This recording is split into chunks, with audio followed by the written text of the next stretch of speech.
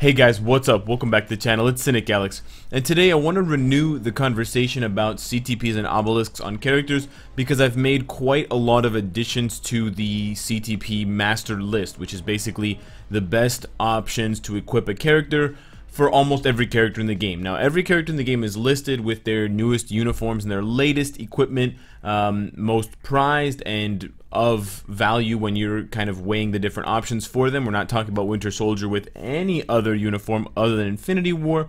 But keep in mind that I wasn't able and I'm not able to speak on behalf of all 157 characters, so the list is incomplete. You can always save a copy of the list for yourself, and I'll show you how to do that later.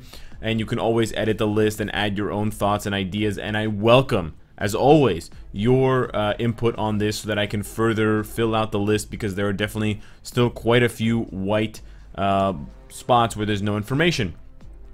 So popping up the list and taking a look, the biggest change that I made is that I added an additional 3 rows or 3 columns at the beginning, and these 3 columns represent my attempt to create more information and give you guys a better understanding of why these CTPs are good for these characters based on what the best obelisk stats are. Because I've seen a lot of people ask me, well, Cynicalex, I don't have a CTP of energy. What would be the next best thing for my Anti-Man? I just got him to tier 2, but I don't, you guys can't see Anti-Man. I just got my Anti-Man to tier 2, but I don't have a CTP, Cynicalex. So what can I do for him? So the conventional wisdom would just be to copy as much as you can the stats of the CTP. But in a lot of cases, in every case basically, CTPs have too many stats. They have 4 stats, and you can't copy some of the stats because they're not available on regular obelisks, like penetration chance, chain hit damage, stuff like that. But for the most part, you can kind of ape or emulate the CTP stats for an obelisk, and you will get almost as good a result on your character. And there's a reason for that, and there's a reason why there's a lot of consistency. So yes, you're going to see a lot of repetition. Yes, if you're familiar with this list, these new 3 columns may not have as much helpfulness as you might hope they did. But for those of you that are newer, or for those new characters that are coming in that we still don't have an idea about their CTP value, but we do have an idea about their regular obelisk value, there is much to be learned. Additionally, for characters that don't have anything listed for their CTP, for example, Sharon Rogers, but they do have one listed for an obelisk, that would be an indication of, you know, you should probably stay away from an offensive or a PvE centered CTP altogether. That's kind of the hint that I'm trying to drop there. For Black Dwarf is another great example. Just not worth equipping a CTP of energy or a CTP of destruction. Now, however, having said that, I think it's not worth it. I also think that my list is second to your opinion and your evaluation of the character and what you want to do with them. I had a little bit of a inner struggle between whether I should actually include this column here, PvE or PvP, or I should just get rid of it. The reason why I wanted to include it, because I wanted to kind of shape and instruct and inform my opinion a little bit more. Why am I choosing HP and invincibility over other stats? Well, it's because I consider the character to be better for PvP. In this case, it's Adam Warlock. For some characters, I can't really say either way, so I just said both because they're just great characters in general, like Angel, like Black Widow, like Black Dwarf, Obsidian.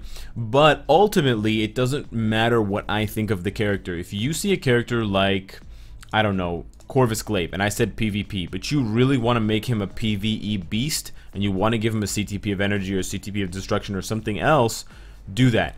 Don't take what I'm saying as the rule of thumb. Just take it as my opinion and how I see the character's strengths building up, and how I think that is best utilized. I tend to take a character and want to make them work better for what they're designed for. So in my opinion, Corvus revives, he has summons, he really stalls out the match. So that's more of a PvE functionality of survivability. So I would like to play to a character's strengths rather than trying to shore up their weaknesses, or rather than just taking them in a totally different direction.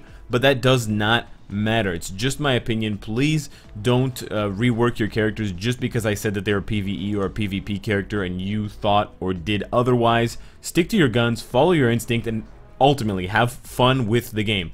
The biggest fear that I have by creating too much information is basically people worrying or stressing about how to play the game properly. There is no right way to play the game, guys. Play the game to have fun and play the game to get as far as you want to go. If as far as you want to go is to just beat Shadowland with the characters that you want to beat them with, that's fantastic. Other people have other intentions or other goals, and they want to reach theirs too. This is just my side of things, and you know I'm coming from a very analytical point of view.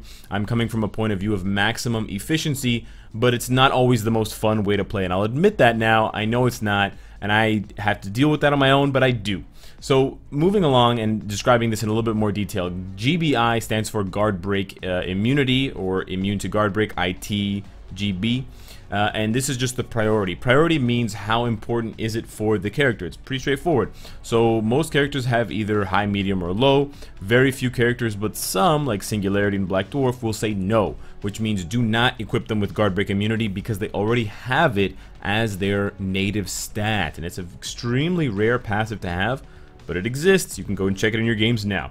But for characters that have medium or high priority for Guard Break Immunity, I do try to mention it in their best obelisk stats, and you'll also see it reflected in their best either PvE and or PvP CTPs, because it's just, they need Guard Break Immunity, they're going to get guard broken. The biggest thing that you can use to identify whether a character needs Guard Break Immunity or not is if they have lots of animations without iframes. So a really good example of that is War Machine. Although he does have 2 iframes, his other 3 skills have 0 iframe.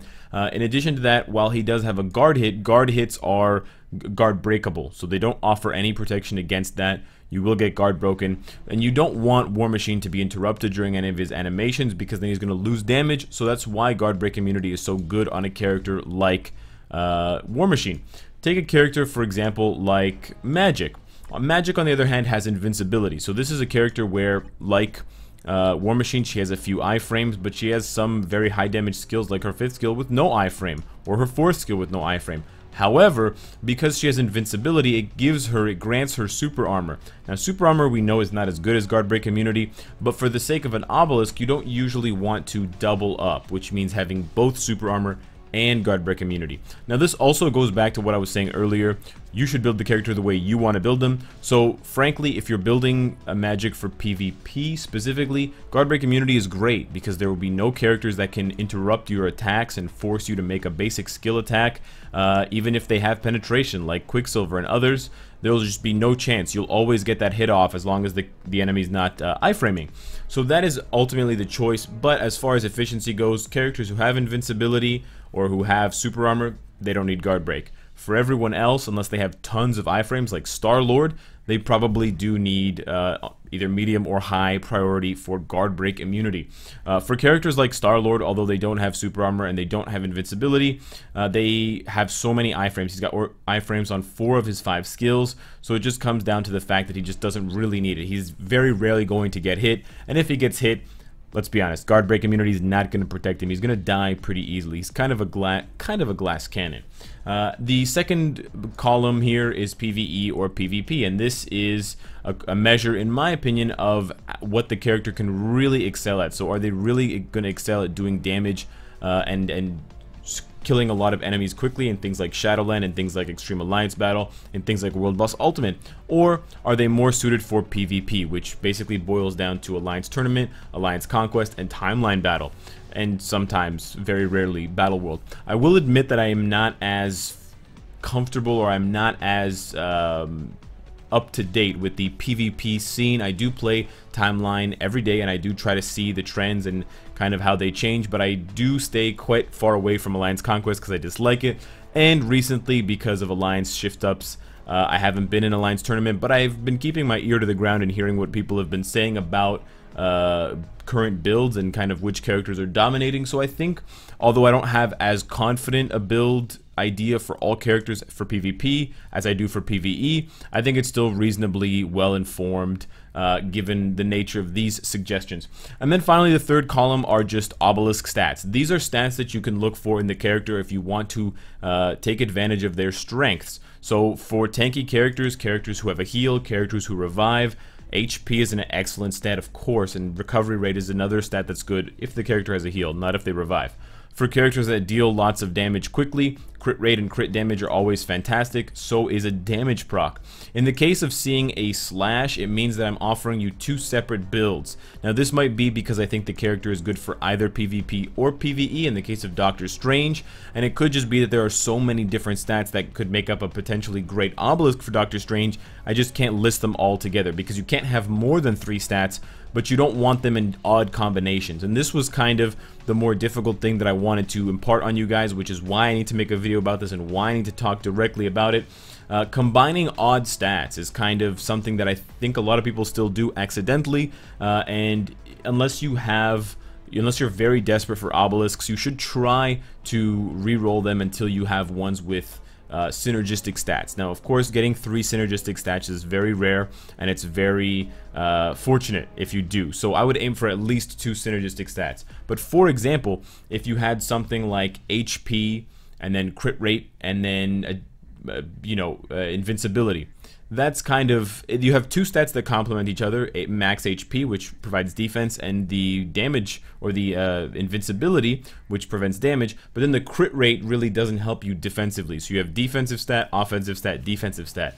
For example, if you have HP, dodge, and then a damage proc, that might seem really good, but unfortunately, or for better or for worse, both dodge and max HP are defensive stats, but a damage proc, increased damage for 5 seconds, is an offensive trait. So having those 2, or maybe crit damage, crit rate, invincibility, having that kind of awkward mismatch of stats can actually be worse for the character than you might think. So that is why I try to include different builds, and I try to include the slash. When you see the slash followed by simply one new word, for example, proc slash invince or invince slash proc, that means that you would just switch those 2 stats around. Obviously, invince stands for invincibility. I'm just too lazy to type that thing out like 100 times. So Vince, if you're out there, I'm sorry. Now, as far as someone like Ghost Rider goes, I said guard break immunity, fire damage, proc slash invince. What that basically means is you could either have an obelisk like guard break, fire damage, damage proc, which is great if you want to go offensive for your Ghost Rider, or you could do guard break, fire damage, invincibility, which is also great for your Ghost Rider, and that's a more defensive option. I wasn't able to give you a complete offensive and defensive breakdown for every single character that I had ideas for because it's just too many. We're going over 300 different setups by now, but I think if you can understand everything that I've written down, including all of the white gaps, you'll be able to, from now on, kind of theory craft these things on your own, and you can see a lot of similarities between characters, even ones that are right next to each other, like Moon Girl, Moon Knight, and Miss Marvel, and you can better figure out how to design obelisks if you don't have CTPs for new characters and upcoming ones that they get from uniforms or brand new introductions. So let me know what you guys think of this addition to the list. Let me know if you have anything to add so I can start punching these numbers in and adding some additional information for everyone to take advantage of. Subscribe if you enjoy the content and you want to support me. Hit the bell if you don't want to miss any of my uploads. And of course, if you like what you see, I hope to see you again tomorrow. Take care.